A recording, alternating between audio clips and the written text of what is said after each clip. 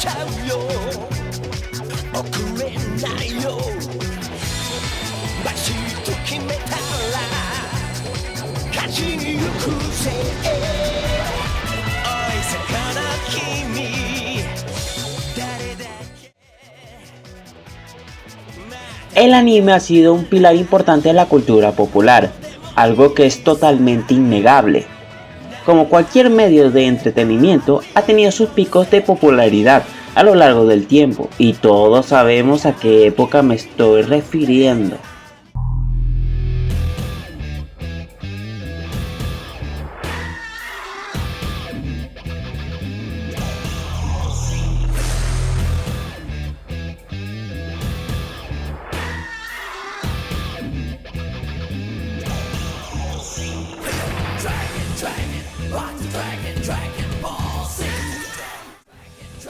Dragon Ball Z sería el bombazo que impactó en todo el mundo de manera increíble, convirtiéndose en el anime más famoso de toda la existencia, y no lo digo por exagerar, literalmente todo el mundo le sabe a Dragon Ball, sin ni siquiera haberla visto. Claro, Dragon Ball Z no sería el único anime que impactaría al mundo. Tenemos animes como Saint Seiya, Samurai X, Yu Yu Hakusho, Inuyasha, Sailor Moon, Sakura Card Captor, Shaman King y por último y más importante, que literalmente sería la segunda ola, Pokémon. Pero aquí llegan las preguntas. ¿Cómo el anime llegó a este punto? Antes de Dragon Ball Z, ¿qué había anteriormente? Acompáñame a ver esta historia. Vamos a remontarnos en 1960 y 1970. Porque si bien es verdad que la animación japonesa se remonta desde mucho antes, el tema que queremos tratar se da en esta época, debido a que es aquí donde se da pie a los productos que ayudarían de manera directa a la industria. Este anime sí que fue único en su momento. Astro Boy es una serie de manga escrita e ilustrada por Osamu Tezuka, publicado desde 1952 a 1968, y el manga fue adaptado a una serie de televisión en 1963, convirtiéndose en la primera serie de televisión japonesa en hacerse popular en el extranjero y en introducir al mundo en la estética del anime, hasta tal punto que llegó a Latinoamérica, aun cuando todavía no se había creado los televisores a color. Pero no sería el único anime que llegaría a otros países. Tenemos el caso de Tetsugi 28 Go,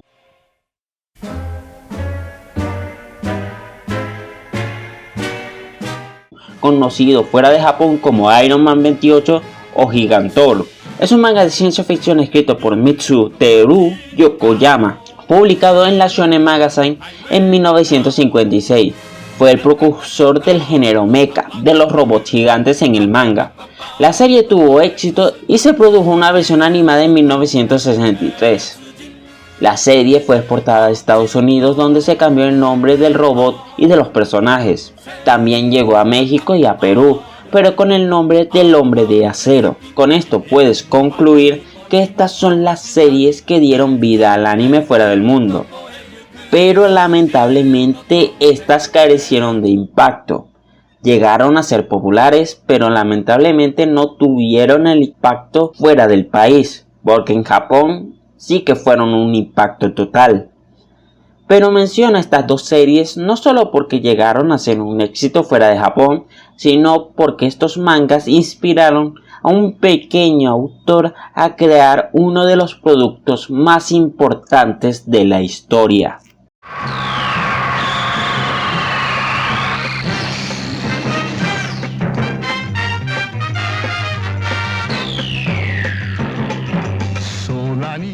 Mazinger Z, el anime que revolucionó la industria y que marcaría los estándares en la industria que hasta el día de hoy siguen siendo importantes. De ejemplo tenemos algo súper básico en los animes, pero que en su momento fue algo que Mazinger Z popularizó en el mundo, y es el decir las técnicas. Algo tan básico que siempre hemos visto fue popularizado por el ataque más icónico de este mecha.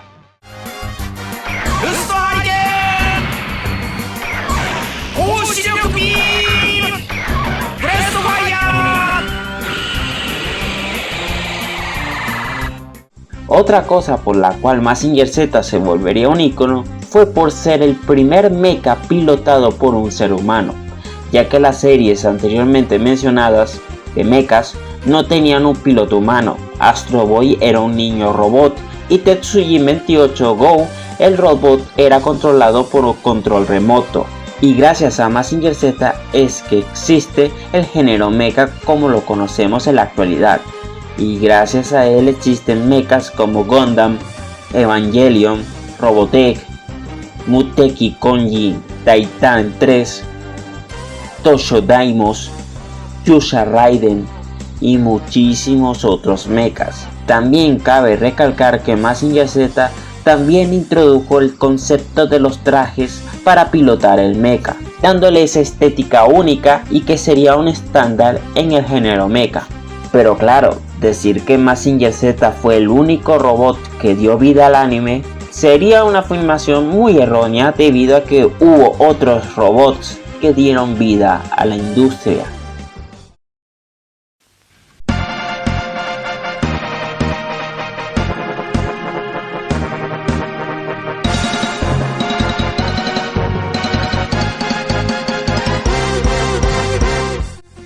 Este posiblemente sea el más desconocido que mencionaremos. Getter Robot, un nombre que muchos desconocen pero el cual le debemos mucho, es una serie de manga super robot creada por Ken Ishikawa y Go Nagai, así como una serie de anime producida por Toei Animation.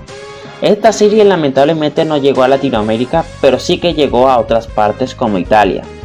Pero eso no es lo importante.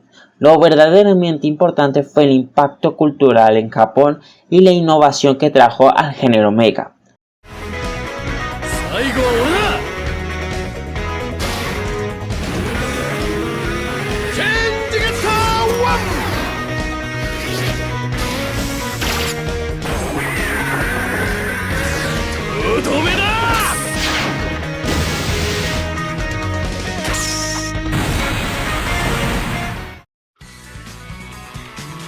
Innovación porque el Getter, el robot de la serie, sería el primer robot que introdujo el concepto de máquinas separadas que se combinan para formar un super robot, usando 3 jets los cuales se unen y forman al robot.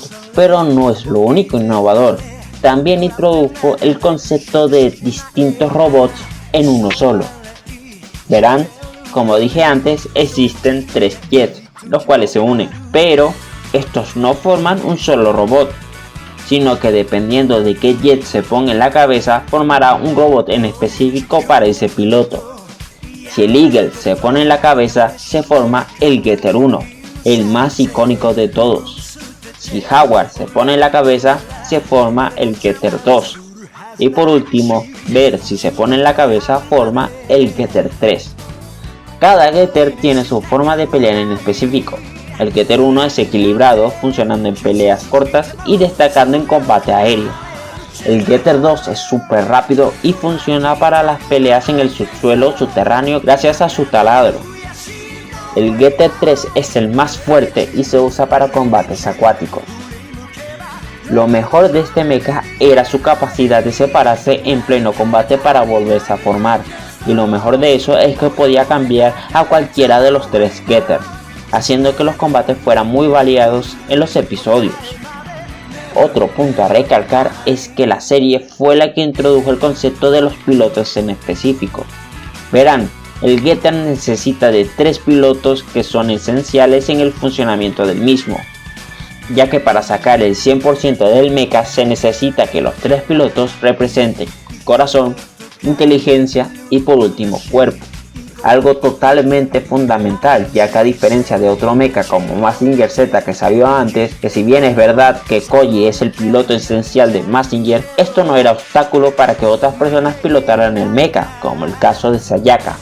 Pero con el Getter Robot no es así, ya que si los 3 pilotos no tienen uno de estos conceptos, el Getter no funcionará bien y podrá provocar la muerte a los pilotos, siendo de los primeros mechas en agregar estos conceptos.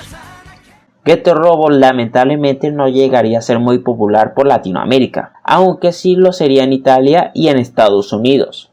Pero lo que importa fue el impacto cultural que fue en su país, hasta tal punto que inspiraría a un montón de autores, pero destacaremos uno. Kazuki Nakashima, editor en jefe de la compilación de GT Robot Saga, dijo que GT Robot fue una de sus mayores influencias a la hora de escribir la historia de Tenken Toppa Gurren Lagann. Kazuki admiraba mucho a Ken Ishikawa.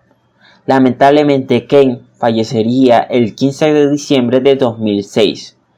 Kazuki iría a su funeral y diría unas palabras: "Yo era su fan número 1".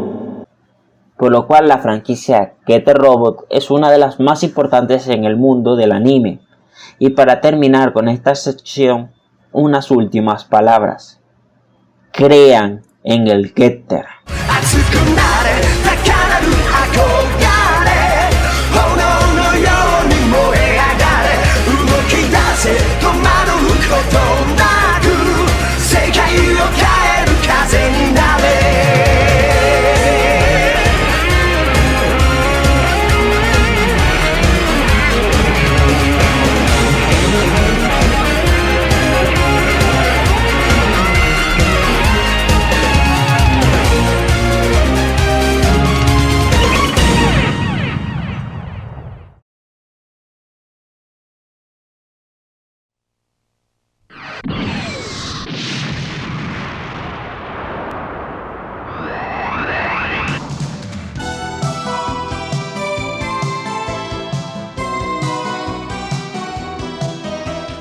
No todo iba a ser super robot, ¿saben?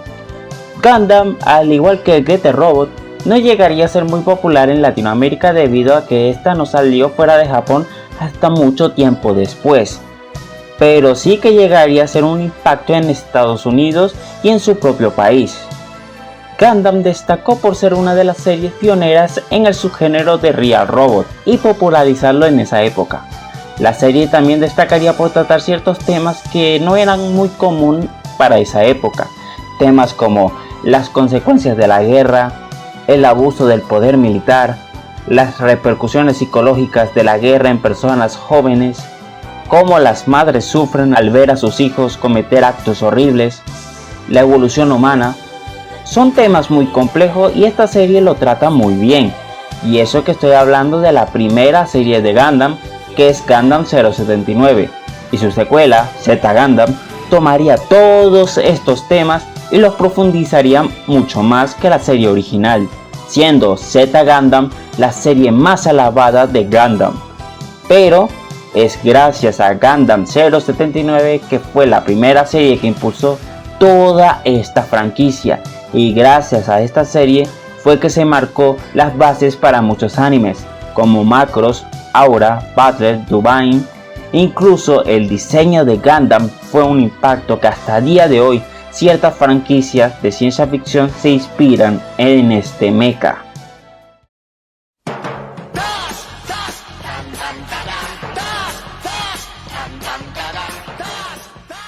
Grand Mazinger sí que fue extraña para su tiempo. Esta serie en su momento fue la más esperada de todas debido a que esta serie sería secuela directa de los eventos de Mazinger Z, ya que esta terminó con un cliffhanger muy cabrón, el cual es considerado uno de los peores episodios finales y uno de los más odiados de la historia, hasta tal punto que hicieron una película para arreglar eso, por lo cual esta secuela era muy importante.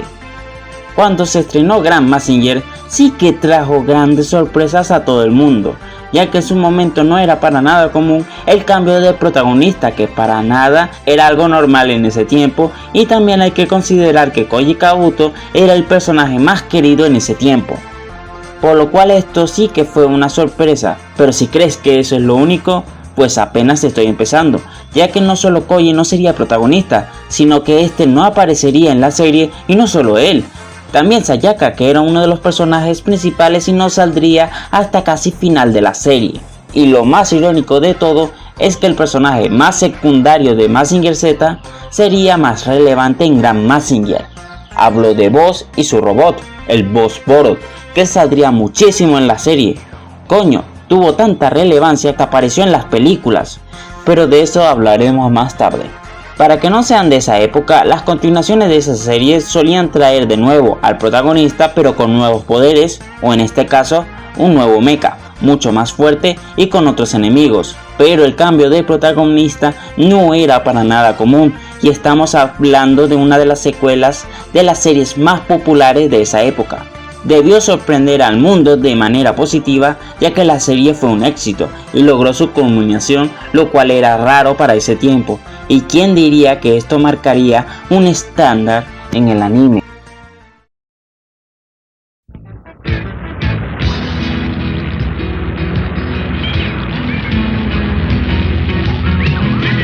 Robot, eres formidable. Robot, siempre luchas por amor. El Festival de los Robots fue un programa infantil que transmitía dibujos animados del género mecha desde finales de los 70 y durante la década de los 80. El Festival de los Robots, distribuido por la compañía estadounidense Zip International Inc., consistía en la recopilación y adaptación para Hispanoamérica de las siguientes 4 series de animación japonesa anime producidas por Toei Animation: El Vengador o Steel Jig, El Gladiador o Great Dragon Gaiken, Super Magnetron Magne Robo Gaken, El Galáctico, también conocido como Star Singer.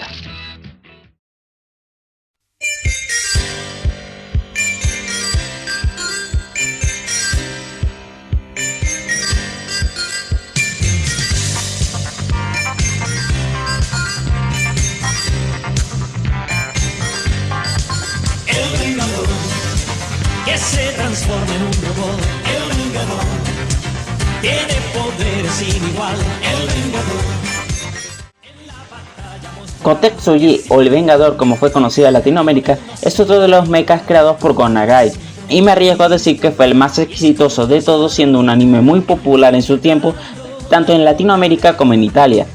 Pero la particularidad de este mecha es que sería de los primeros, por no decir el primero, en no necesitar un piloto o tan siquiera ser controlado por otro ser vivo, ya que el protagonista, Hiroshi Shiba, es un cyborg que tiene 2 formas. 3 formas si nos adelantamos al final de la primera temporada: su forma humana y su forma cyborg. Y para formar este cambio, Shiba debe chocar los puños con unos guantes especiales. Al cambiar a su forma cyborg, Shiba, con el poder de la campana de bronce, se convierte en la cabeza del mecha, y su compañera Migo Uzuki, que pilota una nave para apoyarlo, dispara partes y Shiba se une con las partes, así formando el Kotetsuji.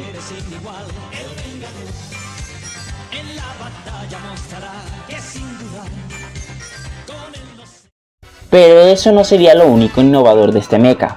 Como todos sabemos, muchas de estas series su mercado principal y más importante son las figuras y juguetes.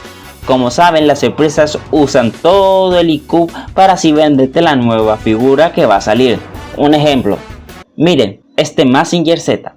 Supongamos que lo tienes, por lo cual no hace falta que gastes otro, ¿verdad?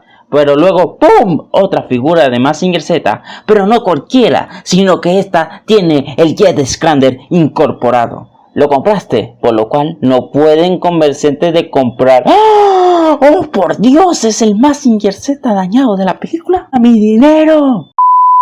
El Vengador llevó esto, pero a otro nivel. Como dije, el Kotetsuji se forma por las partes que dispara su compañera en su nave Big Shooter.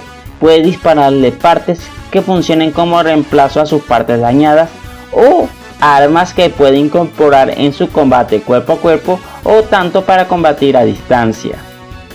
Y ya saben lo que eso significa: muchas figuras aprovechando esta cualidad del mecha, y siendo en su momento uno de los mechas más exitosos en este tipo de mercados, y que muchos tomarían inspiración en ello. Películas.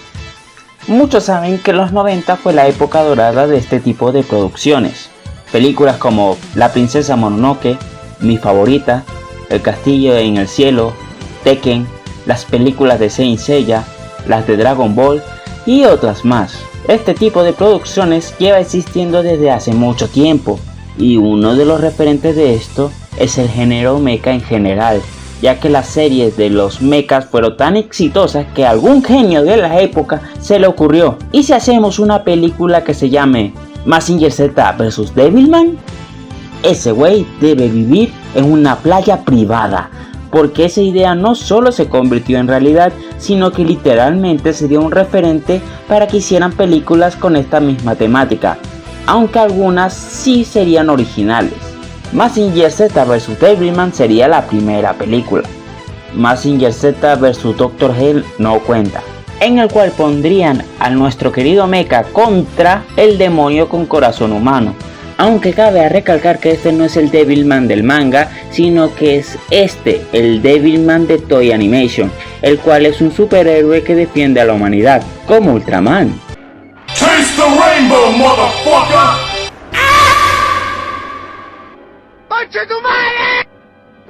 Y la película es horrible. Lo de Versus le sobra como a otras muchas películas, y encima es muy aburrida.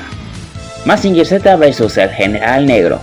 Esta es una de las mejores y más importantes películas para la franquicia de Mazinger Z. Esta película se hizo debido a lo pésimo que fue el episodio final de la serie original, ya que en ese episodio no solo termina con un cliffhanger muy feo, sino que termina humillando al mecha de una forma tan horrible que es insultante, que la gente que veía la serie se le molestara muchísimo. La película hace justicia al personaje y le da no solo un mejor final, sino que también es una buena carta de presentación para Grand Mazinger. Y no solo eso, sino que esta película nos da una de las mejores versiones de Koji Kabuto. Recomiendo la película si eres fanático de la franquicia Mazinger.